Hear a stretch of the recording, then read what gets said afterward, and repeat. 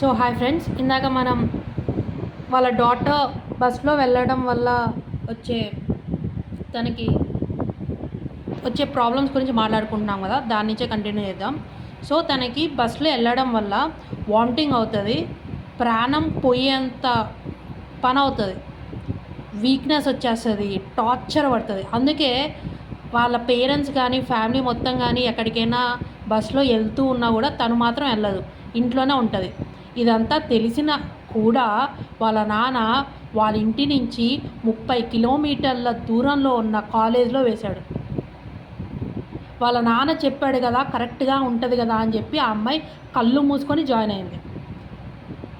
ప్రతిరోజు వెళ్ళేటప్పుడు వచ్చేటప్పుడు వామిటింగ్స్, నరకం, కడుపులో నొప్పి, కళ్ళు తిరగడం, ప్రాణం పోయేంత నొప్పి, నరకం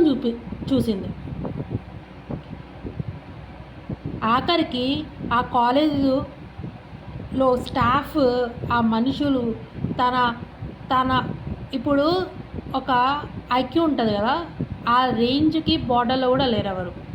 అలాంటి ఒక ప్లేస్లో తను చదవాల్సి వచ్చింది. ఇంకా కౌన్సిలింగ్ టైం ఉంది కదా, మనం అప్లై చేస్తూ ఉంటాం కదా. వాళ్ళ ఫాదరు ఒక ఇంజనీరింగ్ కాలేజీలో ప్రొఫెసర్గా పనిచేసేవాడు.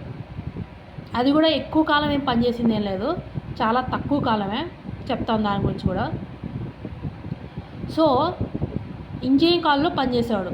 సో మా ఫాదర్ ఇంజనీరింగ్ కాలేజ్లో పనిచేసేవాడు, అంతా మా ఫాదర్ తెలుసు అని చెప్పి వాళ్ళ ఫాదరు అంతా తనకి వాళ్ళ ఫాదరు నాకంతా తెలుసు, నేను చూసుకుంటాను అని చెప్పి నమ్మించి, ఇప్పుడు ఒక 10th ఇంటర్ తర్వాత అంటే ఎంత వయసు ఉంటుంది, చిన్న వాళ్ళు ఉంటారు, ఎవరిని నమ్ముతారు? కన్న తండ్రినే నమ్ముతారు, అవునా కదా? వాళ్ళు చెప్పిందే చేస్తారు. తను కూడా సేమ్ అలానే చేసేది. కౌన్సిలింగ్ టైంలో వాళ్ళ ఫాదరే చూసుకుంటారు, వాళ్ళ ఫాదర్ మీదే వేసేది. అతను ఏం చేశాడు, ఆ కౌన్సిలింగ్ టైంలో ఎక్కడికో వెళ్ళిపోయి ఎవరికో అప్పగించాడు. ఆ అప్పగించి ఆ ఫస్ట్ కాలేజ్ ఏం పెట్టాడో తెలుసా? ఈ చెత్త కాలేజీ ఫస్ట్ పెట్టాడు. ఎవరైనా ఏం చేస్తారు, అన్ని మంచి కాలేజీలు ముందు పెట్టి ఆ తర్వాత ఏదైతే మంచి కాలేజెస్ ఉన్నాయో అవి పెట్టి ఆ తర్వాత ఏదైనా తక్కువ మీడియా కాలేజెస్ ఉన్నాయో అలా పెడతారు, అవునా? కనీసం తనకు వచ్చిన ర్యాంక్తో అయినా కనీసం వచ్చే ఛాన్స్ పక్కన పెట్టు, కనీసం మంచి కాలేజ్ పెట్టాలి, అది కూడా పెట్టనీయకుండా ఆ చెత్త కాలేజ్నే ఫస్ట్ ఆప్షన్లో పెట్టి ఆ చెత్త కాలేజ్లో వచ్చేలాగా చేశారు. పడిపోయింది. ఒక తండ్రి అనేవాడు ఇలా ఎక్కడైనా చేస్తాడా? అంత ఇంపార్టెంట్ డే అప్పుడు ఎక్కడికో వెళ్ళిపోయి, అది కూడా ఇంపార్టెంట్ ఏం కాదు, లెక్కలేదు పిల్లలంటే, కానీ ఆ విషయం ఆ పిల్లలకు తెలియదు పాపం. ఆ కాలేజీలో జాయిన్ అయిన తర్వాత తెలిసింది. అతన్ని ఏమని చెప్పి జాయిన్ చేశాడంటే, గేట్ ఉంటుందమ్మా, గేట్ ఇక్కడ బాగా చెప్తారని చెప్పి జాయిన్ చేశాడు. అక్కడ చూస్తే గేట్ కాదు కదా, ఆఖరికి అక్కడున్న సబ్జెక్ట్లే బాగా చెప్పే ఫ్యాకల్టీ కూడా లేరు అక్కడ. అక్కడ ఉన్న వాళ్ళంతా కూడా చదువు కోసం వచ్చేవాళ్ళు కాదు, ఏదో సరదాగా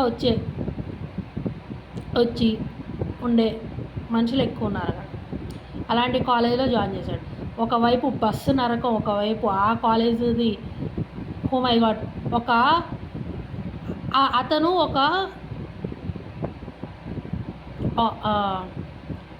ఏమంటారు, ఆథరైజ్డ్ కాలేజ్ ఉంటాయి కదా, అంటే ఇప్పుడు ఏదైనా ఎగ్జామ్ రాస్తే ఆ కాలేజ్లో వాళ్ళే కరెక్షన్ చేస్తారు, అలాంటి కాలేజ్లో పనిచేసేవాడు. కానీ తను బయటికి పేపర్స్ వెళ్తాయి కదా, అలాంటి కాలేజ్లో తను జాయిన్ చేశాడు. ఇలాంటిది మంచి కాలేజ్ అయితే ఒక చెత్త కాలేజ్లో జాయిన్ చేశాడు. అక్కడికి వెళ్ళిన తర్వాత అక్కడ ఫ్యాకల్టీ తన యొక్క తెలివితేటలు, తన యొక్క థింగ్ చూసి తన గురించి అడిగేవాళ్ళు, మీ ఫాదర్ ఏంటి అని. సో అప్పుడు చెప్పినప్పుడు వాళ్ళు క్లాస్ అందరి ముందు అనేవాళ్ళు, మీ ఫాదర్ ఒక ఇంజనీరింగ్ కాలేజ్లో చదువుతూ మీ ఫాదర్ ఏంటి నిన్ను ఇలాంటి కాలేజ్లో జాయిన్ చేశాడు, మీ ఫాదర్కి ఆ విషయం కూడా తెలియదా, ఎలా జాయిన్ చేశాడు అని ఆశ్చర్యమైపోయేవాళ్ళు. ఆ గేట్ ఫ్యాకల్టీ కొంతమంది వచ్చినప్పుడు వాళ్ళు ఎప్పుడో ఒకసారి 2 సార్లు వచ్చేవాళ్ళు, వాళ్ళు షాక్ అయ్యేవాళ్ళు.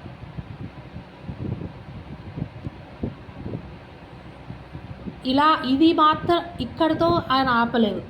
తర్వాత హైదరాబాదులో ఉండేవాళ్ళు వాళ్ళు, ఇదంతా చదువుకొని అంతా చేసి. తర్వాత ఆయన కావలికి తీసుకెళ్ళిపోయాడు. అంటే గ్రాడ్యుయేషన్ కంప్లీట్ అవ్వకుండానే మీకు తెలుసు అనుకుంటా, అదొక చిన్న ప్లేస్ అనమాట ఆంధ్రప్రదేశ్లో. అక్కడికి తీసుకెళ్ళిపోయాడు.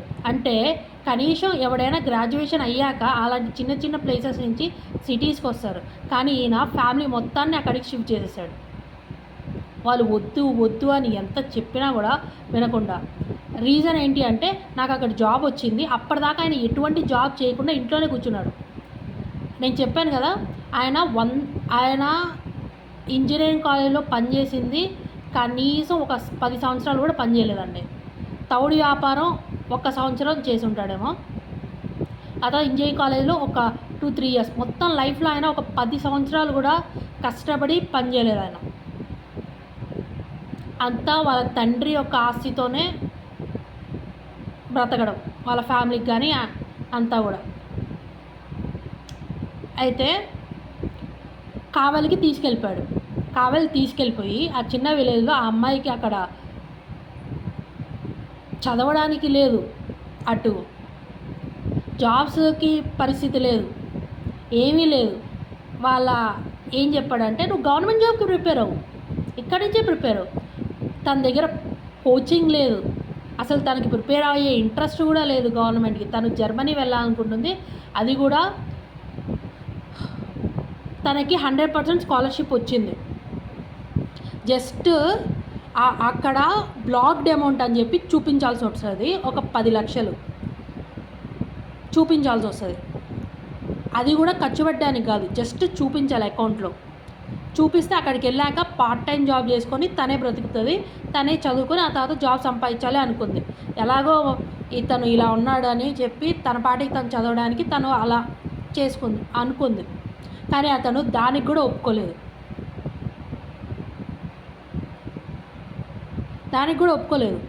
గవర్నమెంట్ జాబ్ అయితే చదవాలి అని చెప్పాడు. ఫస్ట్ ఆ కాలేజ్లో జాయిన్ చేసేటప్పుడు నువ్వు గేట్ ప్రిపేర్ అవ్వాలన్నాడు. ఆ అమ్మాయి ఎంతో కాన్సన్ట్రేటెడ్గా గేటుకి ప్రిపేర్ అయింది ఫస్ట్ ఇయర్ నుంచే. తర్వాత 4th ఇయర్లో కోచింగ్ జాయిన్ అవుదాం అనే పరిస్థితికి వచ్చేసరికి అసలు గేటు వేస్ట్, అదొక శుద్ధ పప్పు, అది అవసరం లేదు. ఆ అమ్మాయి అప్పటిదాకా ఎంతో కష్టపడి తండ్రి చెప్పాడు కదా అని చెప్పి అంత చదివింది అంతా వేస్ట్ అయిపోయింది. అతను కోచింగ్లో జాయిన్ చేయించలేదు, ఏం చేయించలేదు, అంతా నాశనం. ఆ తర్వాత కావలికి తీసుకెళ్ళిపోయి నువ్వు ఇప్పుడు గవర్నమెంట్ ఎగ్జామ్కి ప్రిపేర్ అవ్వు అన్నాడు. ఆ అమ్మాయి దగ్గర కోచింగ్ లేదు, ఏం లేదు. గవర్నమెంట్ ఎగ్జామ్ అంటే ఎలా ఉంటుందో మీ అందరికీ తెలుసు కదా.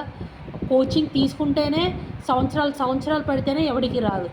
అలాంటిది ఒక చిన్న విలేజ్లో తీసుకెళ్ళిపోయి ఒక ఇంట్లో వేసేసి, ఒక చెత్త ఇంట్లో వేసేసి, అక్కడ ఆఖరికి పుస్తకాలు కొనుక్కోవాలన్నా కూడా కొనిచ్చేవాడు కాదు. గవర్నమెంట్ జాబ్కి నువ్వు ప్రిపేర్ అయిపో అని చెప్పాడు. చేసి ప్రిపేర్ అయిపోవాలి. ఆ అమ్మాయి అలానే టార్చర్ పెట్టి 2-3 సంవత్సరాలు అలానే అయిపోయాయి. ఆ తర్వాత వాళ్ళ మదర్ ఎంతో కష్టపడి తను కూడా నేను జర్మనీకి వెళ్ళాలి అని ఫుడ్ కూడా తినకుండా చేస్తే, వాళ్ళ మదర్ కూడా చేస్తే అప్పుడు ఆయన ఒప్పుకొని పంపిస్తా అని చెప్పి అప్పుడు తను హైదరాబాద్కి వెళ్తే, ఆ తర్వాత లాస్ట్కి మొత్తం వచ్చింది, 100% స్కాలర్షిప్ వచ్చేసింది, జర్మనీలో బెస్ట్ యూనివర్సిటీలో సీట్ వచ్చేసింది, అంతా అయిపోయింది. లాస్ట్లో ఇంకొకసారి వీసా అప్లై చేస్తే వెళ్ళిపోవచ్చు. అదే టైంలో లేదు ఇప్పుడు వద్దు, 1 ఇయర్ తర్వాత అప్లై చేద్దాం. వీసా అప్పుడు ఒక చిన్న పొరపాటు వల్ల ఫెయిల్ అయింది. తను అక్కడికి వెళ్ళి సెటిల్ అవ్వము అని చెప్పాలంట, తను సెటిల్ అవుతామని చెప్పి. సో ఆ ఒక చిన్న పొరపాటు వల్ల పోయింది. కానీ ఆ కన్సల్టెన్సీ వాళ్ళు ముందే చెప్పారు మళ్ళీ అప్లై చేస్తే వస్తుంది అని.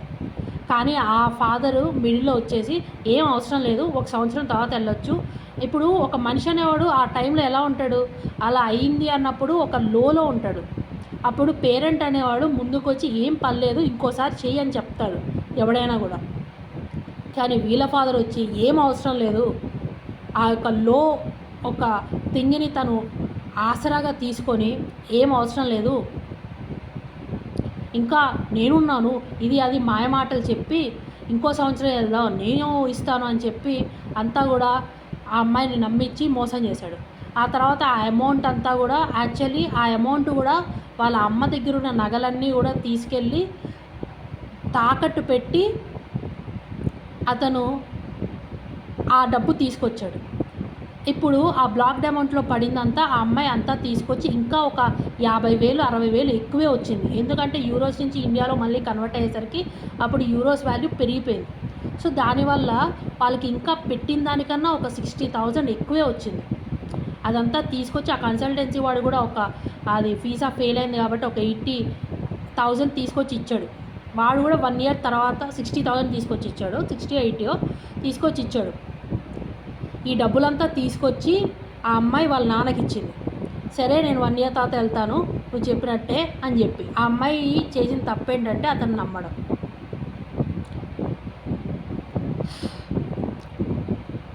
ఆ తర్వాత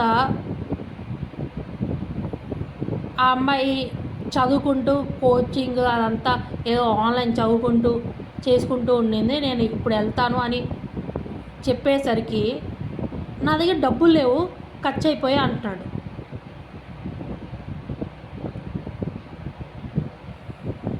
ఆ అమ్మాయి షాక్. అన్ని లక్షలు ఎలా ఖర్చు అయిపోయి అదేమీ వేలు కాదు లక్షలది. 10 లక్షలు ఎలా ఖర్చు అయిపోయి నేను ఇంకా 1,00,000 ఎక్కువ వేసి ఇచ్చాను. 11 లక్షలు ఎలా ఖర్చు అయిపోయానంటే ఆయన దగ్గర సమాధానం లేదు. దీనికి ఖర్చు అయిపోయి దానికి ఖర్చు అయిపోయి ఏ సంబంధం లేకుండా ఏదేదో చెప్తున్నాడు. అమ్మాయి షాక్ అయిపోయింది. నేను పంపించాను నేను నీ మీద పెట్టాను అని. ఆయన ఇప్పుడు చెప్తాను వినండి. ఒక బీటెక్ స్టూడెంట్కి ఫస్ట్ ఇయర్లోనే ల్యాప్టాప్ కొనిస్తాడు కదా, తను 4th ఇయర్లో ఉన్నప్పుడు ఫస్ట్ ఇయర్ నుంచి అడుగుతుంది. 4th ఇయర్లో దాకా నాన్న నాకు ల్యాప్టాప్ కావాలి ఒప్పుకోలేదు. ఆ అమ్మాయి తినకుండా చచ్చిపోయే పొజిషన్కి వస్తుంటే వాళ్ళ అమ్మ చూడలేక నా గాజులు ఇస్తాను తాకట్టు పెట్టి తీసుకురా అనేసరికి అప్పుడు వెళ్ళి ల్యాప్టాప్కి డబ్బులు ఇచ్చాడు. అప్పుడు 4th ఇయర్లో కొనుక్కుంది. తనంతా ఎంత మిస్ అయి ఉంటుంది చెప్పండి. ఒక ల్యాప్టాప్ లేకపోతే ఒక ఇంజనీరింగ్ స్టూడెంట్ ఏదైనా కూడా ఎలా చేస్తాడు ఆలోచించండి. తర్వాత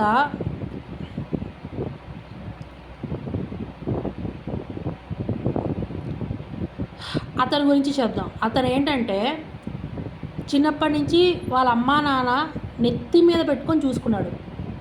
వాళ్ళకి చాలా అక్క చెల్లెళ్ళు ఉన్నారు. వాళ్ళని ఏమాత్రం ఎలా చూసుకున్నారో తెలియదు కానీ ఇతని మాత్రం నెత్తి మీద పెట్టుకొని చూసుకున్నారు. వాళ్ళ అక్క చెల్లెలు అందరూ ఇదే చెప్తారు. సో చూసుకొని ఆ తర్వాత ఇంత పెద్ద ఆస్తి అంతా కూడా ఇచ్చి అతను పెళ్ళికి ముందు జాబ్ చేయలేదు, పెళ్ళి చేసుకున్న తర్వాత కూడా చేయలేదు, పిల్లలు పుట్టిన తర్వాత కూడా చేయలేదు. ఎప్పుడైతే అంతా ఇంకా తినడానికి తిండి కూడా లేదు అనే పొజిషన్ వచ్చేసరికి ఒక చిన్న తౌడు వ్యాపారం పెట్టుకున్నాడు. 1 సంవత్సరమో 1.5 సంవత్సరమో చేశాడు. ఆ తర్వాత వాళ్ళ భార్య చేత అది చేయించి అతను వెళ్ళి ఆ వయసులో 30+ 35 వయసులో ఏదో వెళ్ళి లోన్ తీసుకొని చదువుకొని అక్కడ ఒక ఇంజనీరింగ్ కాలేజ్లో ఒక చిన్న ప్రొఫెసర్గా జాబ్ సంపాదించాడు. అది ఒక 5 ఏళ్ళు కూడా చేసి ఉండడు, 10 ఏళ్ళు కూడా చేసి ఉండడు. మొత్తం తౌడు ఇంజనీరింగ్ మొత్తం కలిపినా కూడా ఒక 10 ఇయర్స్ కూడా మొత్తం లైఫ్లో చేసి ఉండడు. ఆయన 40 ఇయర్స్కే నాకు రిటైర్మెంట్ అయిపోయింది అనుకొని ఇంట్లోనే కూర్చున్నాడు. ఏం పని లేదు, ఏం లేదు. ఇంకా ఆయన పని ఏంటి అంటే నా పిల్లల్ని ఎలా టార్చర్ పెట్టాలి, భార్యను ఎలా టార్చర్ పెట్టాలి, డబ్బులు ఇవ్వకుండా ఎలా టార్చర్ పెట్టాలి అనే ప్రతి దాంట్లో పిహెచ్డి చేసి వాళ్ళని టార్చర్ పెట్టడం మొదలుపెట్టాడు. బర్త్డేకి డ్రెస్ ఉండదు. ఆడపిల్లకి ఇప్పటిదాకా ఏ బంగారం కొనిచ్చింది లేదు. వాళ్ళకి బర్త్డేకి డ్రెస్ ఉండదు. భార్యకి ఏమి కొనిచ్చింది లేదు. బంగారం కాదు వదిలేయండి, కనీసం బట్టలు కొనిచ్చింది లేదు. పిల్లలకి బట్టలు లేవు. ఆఖరికి చెప్పులు అడగాలన్నా కూడా అడిగితే కూడా పచ్చి బూతులు తిడతాడు. ఏదన్నా డబ్బులు దేనికైనా కావాలి అని అడిగితే పచ్చి బూతులు. ఎలాంటి పచ్చి బూతులు అంటే ఇప్పుడు మీరు కనీసం కూడా వినలేరు. అలాంటి ఒక పచ్చి బూతులు తిడతాడు. అలాంటి ఒక పచ్చి బూతులు కన్న కూతుర్ని తిడతాడు. ఆ అమ్మాయి ఎన్నోసార్లు చచ్చిపోవాలని అనుకుంది. స్లీపింగ్ ట్యాబ్లెట్స్ ఎక్కడ మెడికల్ షాప్లో దొరకదు కదా, అడిగింది కూడా, కానీ అలా దొరకదు అని చెప్పి ఆఖరికి నేను నీకు పెళ్ళి కూడా చేయను అని చెప్పేశాడు. ఎందుకంటే అది చేయడానికి కూడా డబ్బులు ఖర్చు అవుతాయని ఆయన బాధ. డబ్బులు ఖర్చు అయ్యే ఏది కూడా ఆయన చెయ్యడు. ఇంకా వాళ్ళ కొడుకు గురించి చెప్దాం. వాళ్ళ కొడుకు చిన్నప్పటి నుంచి అతనికి చదువు రాదు, సరిగా చదివే మనిషి కాదు. అతనికి ఆ అమ్మాయి టైం అంటే వాళ్ళ కూతురు టైంలో చెప్పాడంట, డొనేషన్ కట్టి చదువుకోవడం కన్నా అసలు చదువుకోకపోవడం మంచిది అని చెప్పాడంట. అదే కొడుకు టైంకి వచ్చేసరికి డొనేషన్ కట్టి జాయిన్ చేశాడు. అది కూడా ఏదో ఇంజనీరింగ్ కాలేజ్ కాదు, ఒక డిగ్రీకి డొనేషన్ కట్టి జాయిన్ చేయించాడు. అది కూడా ఇంటి పక్కనే, ఆ కాలేజ్ పక్కనే, ఆ ఇంటి పక్కనే కాలేజీలో డొనేషన్ కట్టి, అంటే ఆ సిటీ మొత్తంలో హైయెస్ట్ డొనేషన్ అదే అనమాట ఆ డిగ్రీకి. ఇంకా వేరే కాలేజ్ అంత తీసుకోదు, ఆ కాలేజీలో ఆయన జాయిన్ చేయించాడు. ఇంకా చూడండి ఎంత విచిత్రమో కదా అది. తర్వాత ఇప్పుడు తను జర్మనీ వెళ్తాను అంటే డబ్బులు ఇవ్వట్లేదు. తనకి వాళ్ళ నాన్నకి కనీసం ఒక 6 to 7 crores ప్రాపర్టీ ఉంది. దాని మీద ఒక 10 లక్షలు 13 లక్షలు లోన్ తీసుకోవడం పెద్ద విషయమే కాదు. ఆ విషయం అందరికీ తెలుసు కదా. అది కూడా తను ఖర్చు పెట్టుకోవడానికి అడగట్లేదు. తనకు 100% స్కాలర్షిప్ ఉంది. తను కేవలం చూపించుకోవాలి, మేము ఉండగలం, మేము బ్రతకగలం, అక్కడ ఫైనాన్షియల్గా మాకుంది, బ్లాక్డ్ అమౌంట్లో ఇంత చూపించుకోవాల్సి వస్తుంది. దానికోసం మాత్రమే అడిగింది. నేను ఆ డబ్బులు కూడా నేను నీకు రిటర్న్ చేసేస్తాను, జస్ట్ చూపించుకోవడానికి నాకు కావాలి, నేను అక్కడ పార్ట్ టైం జాబ్ చేసుకొని నన్ను పోషించుకుంటాను, నేను చదువుకొని నేను అక్కడే జాబ్ తెచ్చుకొని బతుకుతాను అని అన్నా కూడా అది కూడా ఆయనకి ఇష్టం లేదు. ఆయనకి ఏది ఇష్టం అంటే చిన్న రిలయన్స్ మార్ట్ ఇవన్నీ ఉంటాయి కదా, అక్కడికి వెళ్ళి తను బ్రతకాలంట, ఆ పని చేసుకొని 10,000కి అది బ్రతకాలంట. అది ఆయన కోరిక అంట, అది ఆయన కోరిక అని ఆయన చెప్తున్నాడు. ఆ అమ్మాయి గ్రోత్ కోసం ఎప్పుడు డబ్బులు అడిగినా అతను ఇవ్వనంటాడు. అదే గొమ్ముగా ఉంటాను అంటే అప్పుడు ఆనందం. అది కేవలం అమ్మాయికే కదా, అబ్బాయి కూడా ఏదన్నా నేర్చుకోవాలి ఏదన్నా అంటే అది కూడా అంతే. ఆ భార్యకి కూడా అంతే. వాళ్ళ భార్య ఇది చాలా ఇంపార్టెంట్. ఒక హస్బెండ్గా అతను ఎలాంటి వాడో మీకు తెలుస్తుంది. యాక్చువల్లీ వాళ్ళ భార్యకి వాళ్ళ భర్తకి గొడవైంది. అతను కొట్టాడో ఏంటో తెలియదు, కొట్టాడు అనుకుంటా, గొడవైంది. వాళ్ళ భార్య వెళ్ళి నేల మీద పడుకుంది. తనకి ఆల్రెడీ ఫిట్స్ ఉంది. సో సడన్గా ఫిట్స్ వచ్చేసింది. వాళ్ళ కూతురు తన రూమ్లో ఉంది, వాళ్ళ వైఫ్ కింద పడుకొని ఉంది, వాళ్ళ కొడుకు సోఫా మీద పడుకోవడం పక్కనే. కానీ వాడు నటిస్తున్నాడో లేదో తెలీదు, నాకేం సంబంధం లేదు అన్నట్టు ఆడు నిద్రపోతున్నాడు. ఎవరు ఈ హస్బెండ్ వచ్చాడు, వాళ్ళ కూతురు వచ్చింది. ఏమైంది ఏంటి అంటే ఇలా అవుతుంది. వాళ్ళ కూతురు ఆ హాస్పిటల్ తీసుకెళ్దాం అని అంటే అతను ఏమన్నాడంటే ఏం అవసరం లేదు, డబ్బులు ఖర్చు వదిలేయి అని అన్నాడు. కానీ వాళ్ళ కూతురు అదేం పట్టించుకోకుండా లేదు వెళ్ళాల్సిందే అని చెప్పి అంబులెన్స్ పిలిపించి తీసుకెళ్ళింది. వాళ్ళ కొడుకు అక్కడే పక్కన పడుకొని అలానే గురక కూడా పెట్టలేదు. యాక్చువల్లీ ఒక ఫిట్స్ వచ్చిన మనిషిని వాళ్ళు ఫస్ట్ ఫ్లోర్లో ఉండేవాళ్ళు, పైనుంచి కింద దాకా తీసుకెళ్ళడానికి ఒక సపోర్ట్ కావాలి. అంటే మనిషిని మోసుకుంటూ తీసుకెళ్ళాలి కదా, వాళ్ళు అన్కాన్షియస్గా పడిపోయారు ఫిట్స్ వచ్చింది అంటే. సో మోసుకొని తీసుకెళ్ళాలి, దానికోసం అతను లేపుతుంటే ఆ కొడుకు అనేవాడు కావాలని నటిస్తూ లేయలేదు. అది నటనో నిద్రో తెలియదు కానీ లేయలేదు. పక్కనే ఇంత జరుగుతున్నా ఎవడైనా నిద్రపోతాడా? నిద్ర వస్తుందా? అతను నిద్రపోతున్నా అంటే ఇంకా ఆ యొక్క థింగ్ ఇంకా అతనికే వదిలేద్దాం. ఆ తర్వాత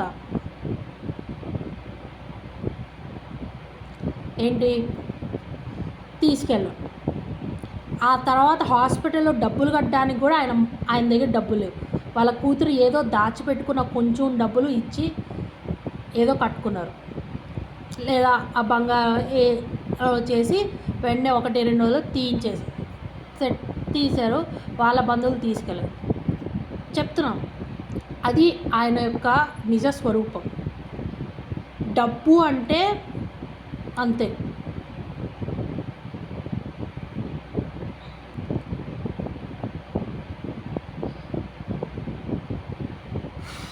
వాళ్ళ కూతురు కూడా ఎన్నోసార్లు బాగలేకుండా వచ్చినా కూడా డాక్టర్ దగ్గర తీసుకెళ్ళామని అడిగితే పచ్చి బూతులు, నడి రోడ్డు మీద పచ్చి బూతులు.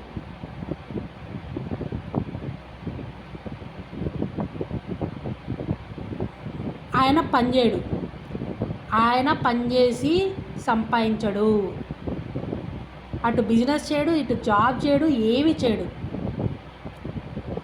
వాళ్ళ తండ్రి నుంచి వచ్చే ఆస్తిని కూర్చొని తింటాడు.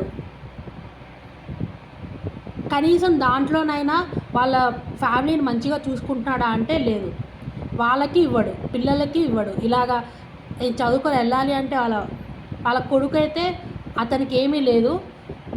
అతను చిన్నప్పటి నుంచి చదువులేదు, ఏం లేదు, తిండి తిన్నావా, టీవీ చూసావా, హాయిగా నిద్రపోయావా అన్నదే అతని యొక్క థింగ్. కాబట్టి అతనికి ఏమీ ఫరక్ లేదు.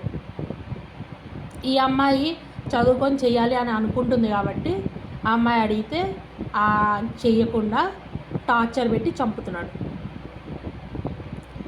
ఇది నా ఆస్తి, నేనివ్వను, నా ఇష్టం అంటూ టార్చర్ పెడుతున్నాడు. సో ఇప్పటిదాకా మనం మూవీస్లో అంతా కూడా చాలా అద్భుతమైన ఫాదర్స్ని అంతా చూసుంటాం కదా. ఏం అడిగినా కూడా, ప్రాణం అడిగినా కూడా ఇచ్చేసేలాగా, ఏదైనా కూడా ఏం అడిగినా కూడా కాదని కూడా ఇచ్చే ఫాదర్స్ చూసాం కదా.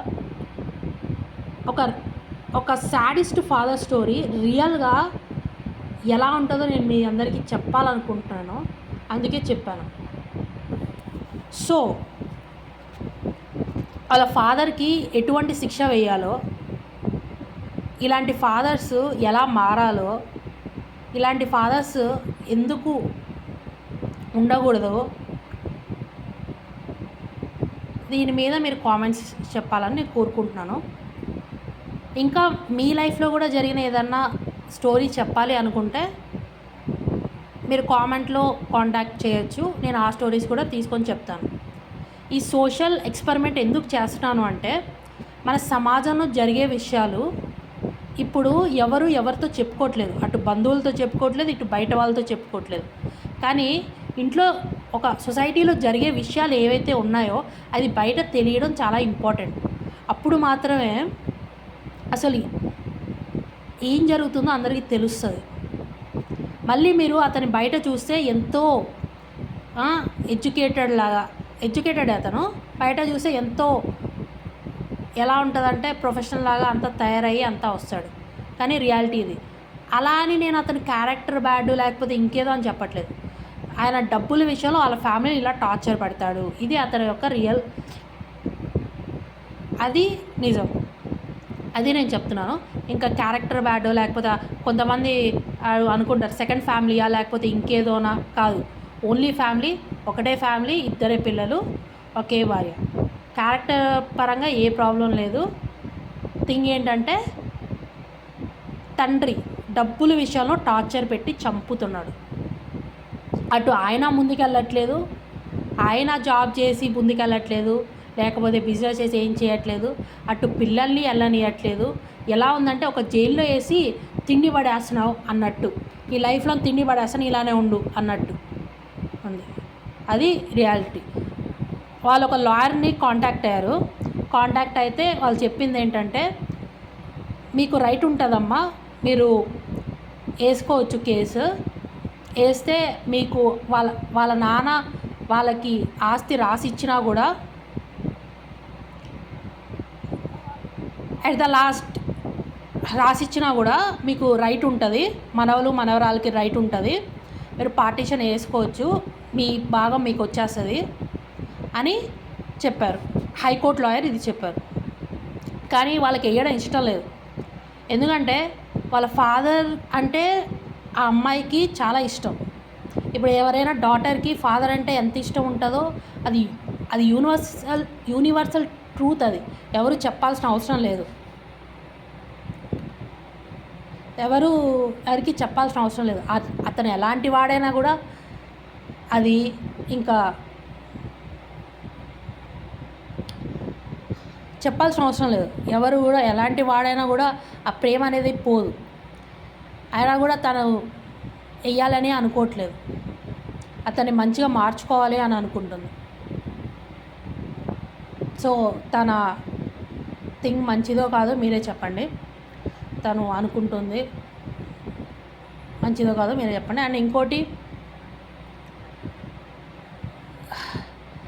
నిజంగా ఈ వీడియో వినే వాళ్ళల్లో ఎవరైనా ఇలాంటి వాళ్ళు ఫాదర్స్ ఉంటే వాళ్ళకి చాలా రిక్వెస్ట్ ఏంటంటే, మీరు మారేదే చాలా మంచిది. ఎందుకంటే మీలాంటి వాళ్ళ వల్ల మీ పిల్లల యొక్క లైఫ్ ఎంత సఫర్ అవుతుందంటే, వాళ్ళ చైల్డ్హుడ్, యూత్, వాళ్ళు ఎంత సాధించినా ఎంత సంపాదించినా ఆ నరకాన్ని, ఆ ట్రామాని వాళ్ళు ఎప్పటికీ మర్చిపోలేరు.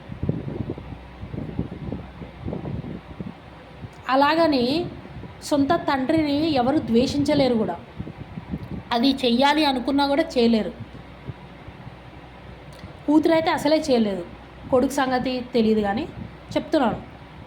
సో మీరు మీలాంటి వాళ్ళు మారాలని నేను కోరుకుంటున్నాను. మీకు ఈ వీడియో కానీ నచ్చినట్లయితే please subscribe, comment and share. Thank you.